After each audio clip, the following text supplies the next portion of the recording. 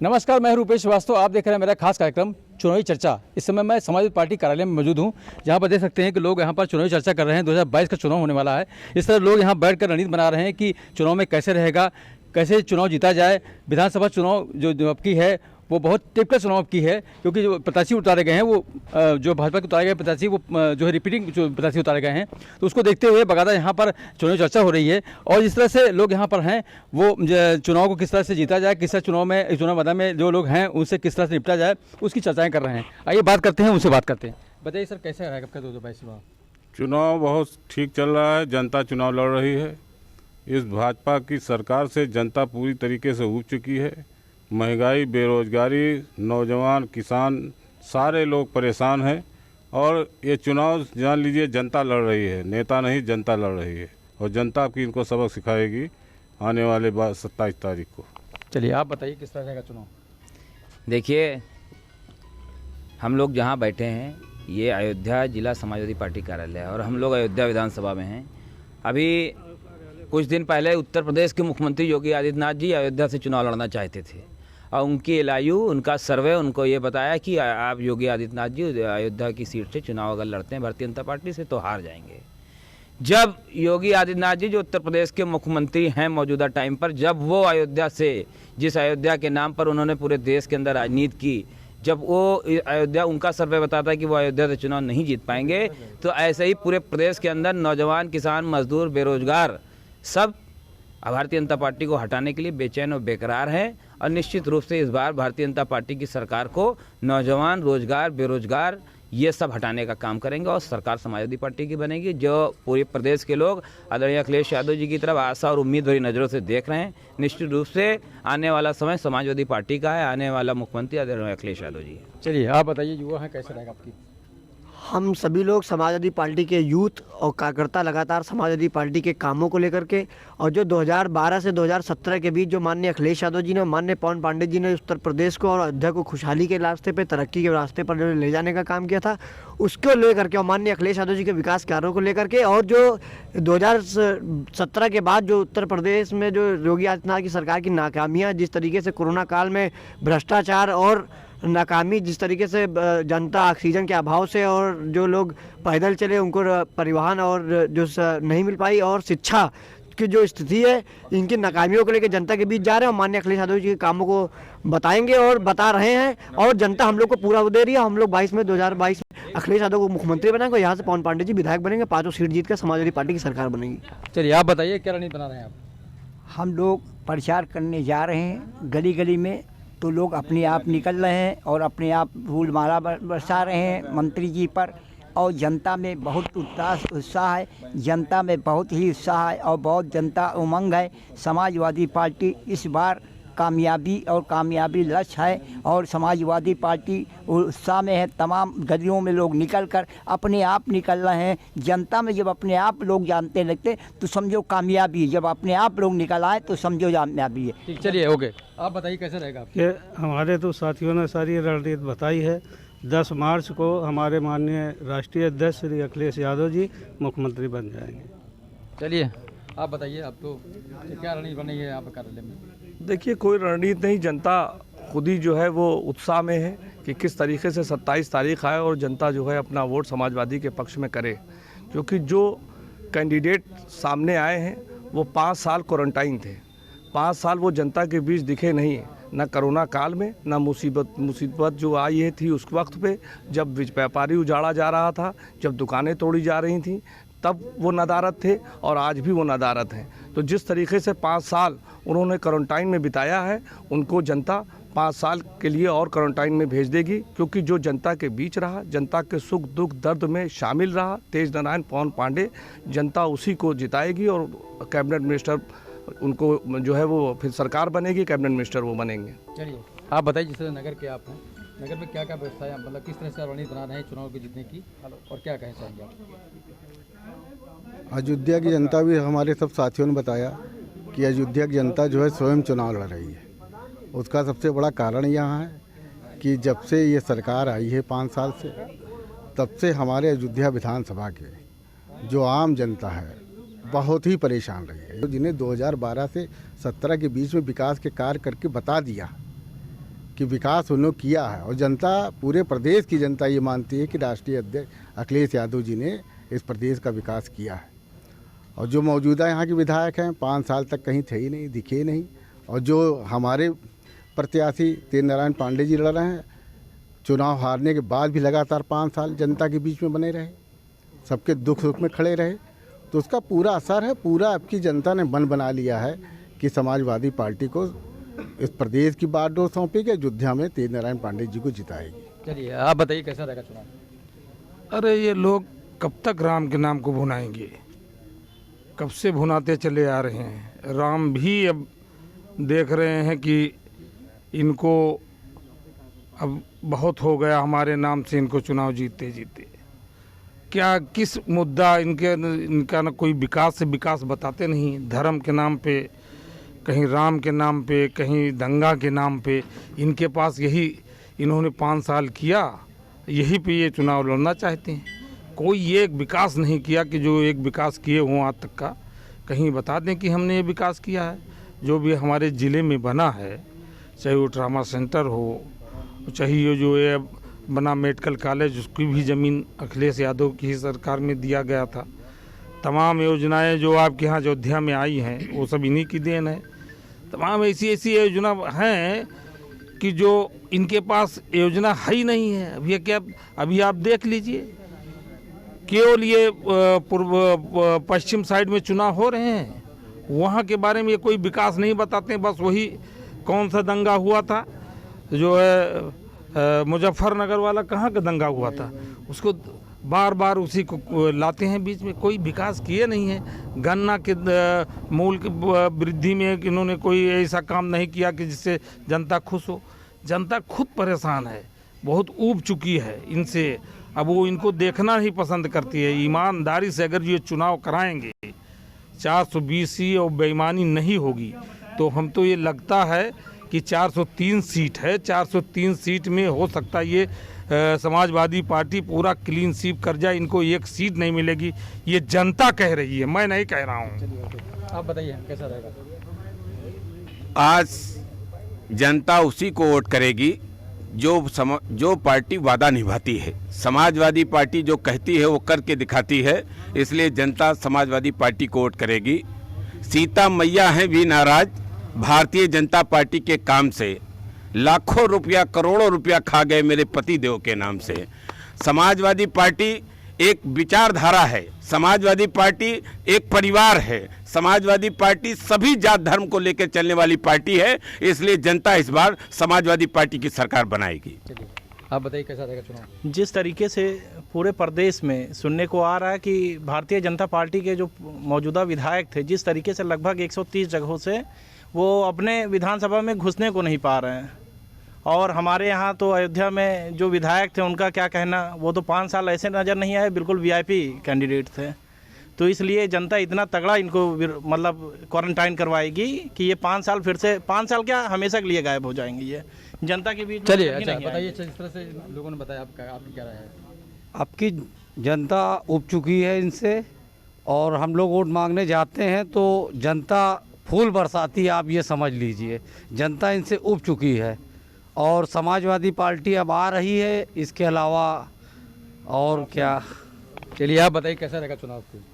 चुनाव यही अखिलेश गवर्नमेंट आएगी और जनता एकदम उब चुकी है इससे।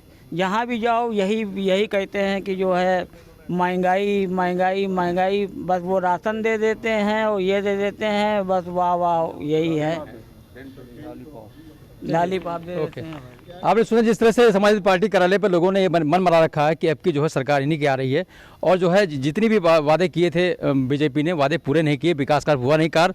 लेकिन जो कार्य अब की, जो जिस तरह से सरकार अब की आएगी तो पूरे वादे पूरे करेगी। जो कार्य रुके हैं वो कार्य पूरे होंगे। लेकिन आने वाली 27 तारीख को क्या होता है ये तो उन्हें समय बताएगा। Rupesh Srivastava, city bulletin, Ayodhya. अयोध्या की कोतवाली नगर की पुलिस को बड़ी सफलता हाथ लगी है। रोडवेज बसों में यात्रियों के बैग को काटकर कीमती सामान चोरी करने वाले 5 अंतरजनपदीय सातिर चोरों को गिरफ्तार किया गया है। इनके पास से चोरी के 49,050 रुपए, 7 ब्लेड और चाकू बरामद हुआ है। एसपी सिटी विजयपाल सिंह ने बताया कि कोतवाली नगर की पुलिस को उस समय सफलता मिली जब चेकिंग के दौरान ये सभी पुलिस के हत्थे चढ़ गए। पूछताछ में इन लोगों ने अपना गुनाह कबूल कर लिया है। ये सभी लोग रोडवेज बसों पर बैठकर यात्रा करते थे और मौका देखते ही यात्रियों के बैग को ब्लेड से काटकर उनके सामान चोरी कर लेते थे, जिसमें नकदी, आभूषण और कीमती सामान हुआ करते थे। पकड़े गए चोर फिरोजाबाद, अलीगढ़ और अयोध्या के रहने वाले हैं। वरिष्ठ पुलिस अधीक्षक महोदय के निर्देशन में अपराधियों की गिरफ्तारी के लिए चलाए जा रहे अभियान के अंतर्गत कोतवाली नगर की पुलिस टीम को एएसपी साहब के नेतृत्व में अच्छी सफलता मिली है। 5 अपराधी गिरफ्तार हुए हैं। ये बसों में यात्रियों के बैग को चुरा लेते थे, मौका देख करके ब्लेड से काट करके पैसा निकाल लेते थे और ये अंतर जनपदीय गैंग है और इनकी क्रिमिनल हिस्ट्री को संकलित कराई जा रही है। जहाँ जहाँ से भी ये घटना कारित किए हैं उनको जो है उनके संबंध में गहनता से विवेचना की जाएगी। इनके पास से जो बरामद हुआ है 49,500 रुपये नगद बरामद हुआ है। एक अदद चाकू बरामद हुआ है और इनको गिरफ्तार करने वाली टीम को 10,000 रुपये का नगद पुरस्कार भी दिया जा रहा है। बीकापुर विधानसभा से बहुजन समाज पार्टी द्वारा उम्मीदवार बनाए जाने के बाद महंत सुनील पाठक आज बीकापुर बार एसोसिएशन पहुंचे। अधिवक्ताओं से मिलकर उन्होंने जनसंपर्क किया। इस दौरान बसपा उम्मीदवार श्री पाठक द्वारा अधिवक्ताओं के हित में सतत प्रयासरत रहने का संकल्प व्यक्त करते हुए उनके सहयोग की अपेक्षा की गई। बाद में मीडिया से रूबरू होते हुए बसपा प्रत्याशी सुनील पाठक ने दावा किया कि बसपा ही गरीबों, मजलूमों और मजदूरों, किसानों के हित में काम करने वाली एकमात्र पार्टी है। प्राप्त है और उत्तर प्रदेश के अंदर माननीय बहन कुंवारी मायावती जी 4 बार मुख्यमंत्री थी। उन्होंने तमाम पिछड़ों के लिए जो मोस्ट बैकवर्ड है उसके लिए काम किया, जो शोषित और गरीब लोग हैं उसके लिए काम किया, जो अति पिछड़े हैं उनके लिए काम किया, अकलियत के लिए काम किया। अगर उनकी सरकार बनी उत्तर प्रदेश के अंदर तो 12 मिनिस्टर मोस्ट बैकवर्ड का बना तो 18 मिनिस्टर ब्राह्मण समाज के लोग बनाए। उन्होंने मुस्लिम समाज के लोगों को मिनिस्टर बनाए। तो उन्होंने बहुत काम किए, किसानों के लिए, नौजवानों के लिए तमाम काम बहन जी ने किया। और उत्तर प्रदेश में इतिहास रहा है कि कोई भी मुख्यमंत्री जो लॉ एंड ऑर्डर है, जो लॉ एंड ऑर्डर होना चाहिए, जो दुर्दांत अपराधी थे वो या तो जेल के अंदर थे या तो उत्तर प्रदेश छोड़ करके भाग गए थे। कितने भी नामचीन रहे हों, कितने भी बड़े लोग रहे हों, कितने भी चाहे। उत्तर प्रदेश में पहली बार दिखाई दिया दूध अभिषेक यानी पाला अभिषेकम का चलन। प्रधानमंत्री नरेंद्र मोदी का दूध से अभिषेक किया गया। जी हां, ये तस्वीरें वाराणसी की हैं, जहां गंगा के किनारे भारतीय जनता पार्टी के वरिष्ठ कार्यकर्ता, सलाहकार समिति सदस्य, रेल मंत्रालय, भारत सरकार अनूप चौधरी ने पार्टी कार्यकर्ताओं और सम्मानित पुजारियों के साथ पूरी रीति रिवाज के साथ काशी विश्वनाथ का दर्शन पूजन कर मां गंगा की घाट पर प्रधानमंत्री की फोटो पर पाला अभिषेकम यानी दूध का अभिषेक किया और भगवान भोलेनाथ और मां गंगा से प्रार्थना की कि उनके नेता देश के यशस्वी प्रधानमंत्री नरेंद्र मोदी को स्वस्थ रखें और लंबी आयु प्रदान करें। विधानसभा सामान्य निर्वाचन 2022 के पंचम चरण की अधिसूचना आज से घोषित हो गई है। अधिसूचना जारी होते ही प्रत्याशियों द्वारा नामांकन की कार्रवाई भी प्रशासन द्वारा की जा रही है। नामांकन के पहले दिन किसी भी विधानसभा क्षेत्र में किसी भी प्रत्याशी द्वारा कोई नामांकन नहीं किया गया, परंतु 5 विधानसभाओं को मिलाकर कुल 29 नामांकन फार्म लिए गए। जिला निर्वाचन अधिकारी नीतीश कुमार ने बताया कि नाम निर्देशन के प्रथम दिन 271 रुदौली विधानसभा में 4, बीकापुर में 8, मिल्कीपुर में 2, अयोध्या में 11 और गोसाईगंज में 4 यानी 29 फार्म प्रत्याशियों और उनके प्रतिनिधियों द्वारा लिए गए। इस दौरान जिलाधिकारी और एसएसपी ने आज नामांकन स्थल का जायजा भी लिया। उन्होंने बताया कि नामांकन कक्षों में रिटर्निंग अफसर द्वारा पूर्वांत 11 बजे से अपराह्न 3 बजे तक नामांकन संबंधित कार्रवाई की गई। इस दौरान एसएसपी शैलेश पांडे ने सुरक्षा व्यवस्था का भी जायजा लिया। बता दें कि विधानसभा निर्वाचन क्षेत्र रुदौली मिल्कीपुर के प्रत्याशी नामांकन के लिए कोषागार गेट से प्रवेश तथा बीकापुर, अयोध्या और गोसाईगंज विधानसभा निर्वाचन क्षेत्र के प्रत्याशी मेन गेट से आयुक्त निवास के सामने से प्रवेश करेंगे, ऐसी व्यवस्था यहां की गई है। देखिए, नामांकन के संदर्भ में आज से हम लोग के यहाँ 5th फेज में नामांकन स्टार्ट हो गया है। 1 तारीख से 8 तारीख तक नामांकन प्रक्रिया स्टार्ट रहेगी और हमारा 9 तारीख को स्क्रूटनी है और 11 तारीख को नाम वापसी है। तो ये पूरी तैयारी हो चुकी है, बैरिकेडिंग्स पूरे लग गए हैं। हमारे यहाँ 5 विधानसभा क्षेत्र हैं और सभी जगह अच्छी तैयारी चल रही है और सभी लोग अब नॉमिनेशन के लिए पत्र खरीद रहे हैं और उसके बाद वो नॉमिनेशन दाखिल करेंगे और सुरक्षा के भी पुख्ता बंदोबस्त है और सभी हम लोग डीएम एसएसपी सब लोग यहाँ पर हम लोग दौरे कर रहे हैं लगातार और सभी आर अपनी ड्यूटी कर रहे हैं। सर, इसमें सर क्या 2 इंटर नामांकन के लिए है दाखिल हैं, गेट अलग अलग है। हाँ, गेट अलग अलग है। जनपद में 5वें चरण के तहत चुनाव संपन्न होना और उसको लेकर आज से नामांकन की प्रक्रिया शुरू हुई है। इसको लेकर व्यापक सुरक्षा व्यवस्था सुनिश्चित कराएगी। त्रिस्तरीय हमारी सुरक्षा व्यवस्था है, आउटर कॉर्डन है, इनर कॉर्डन और जो कक्ष है उसके बाहर की सुरक्षा व्यवस्था है उसको सिविल पुलिस और पीएसी के जवानों द्वारा, अधिकारियों द्वारा, साथ ही साथ इसमें महिला हमारी पुलिसकर्मियों को भी लगाया गया है और इक्विपमेंट्स, मैन पावर, इनका प्रॉपर डिप्लॉयमेंट है। उसके साथ साथ बैरिकेडिंग की अच्छी व्यवस्था है। सीसीटीवी कैमरे जो है माननीय आयोग के जो निर्देश हैं उसके अनुरूप सीसीटीवी कैमरे, सुरक्षा व्यवस्था, कानून व्यवस्था और पारदर्शिता पूरी तरह से मेंटेन, इसके लिए पुलिस और प्रशासन की व्यापक व्यवस्था। शहर के देवकाली बाईपास रोड पर चंद्रा कैरियर इंस्टीट्यूट की नई ब्रांच का शुभारंभ मंगलवार को हो गया। इस संबंध में जानकारी देते हुए चंद्रा कैरियर इंस्टीट्यूट के डायरेक्टर सुभाष चंद्र वर्मा ने बताया कि चंद्रा कैरियर इंस्टीट्यूट का हेड ऑफिस प्रयागराज रोड पर अवध विश्वविद्यालय के पास एक एजेंसी के बगल में है। आज यहां नई ब्रांच का शुभारंभ हो गया है। उन्होंने बताया कि इस नई ब्रांच में डिजिटल क्लासरूम के साथ नया बैच मंगलवार 1 फरवरी से शुरू हो गया।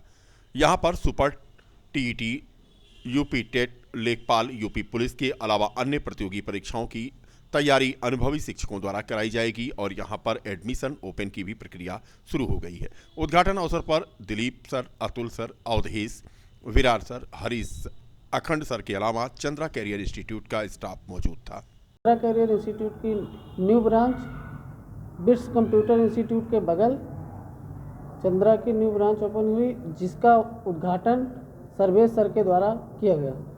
ब्रांच हमारी नाका पर है, अवध विश्वविद्यालय के पास। कौन कौन से? UP TET, super TET, C TET, SSC, police, लेखपाल, bank, TGT, PGT, all one day exam. इधर भी सफलता का रेशियो 85% प्लस रहा।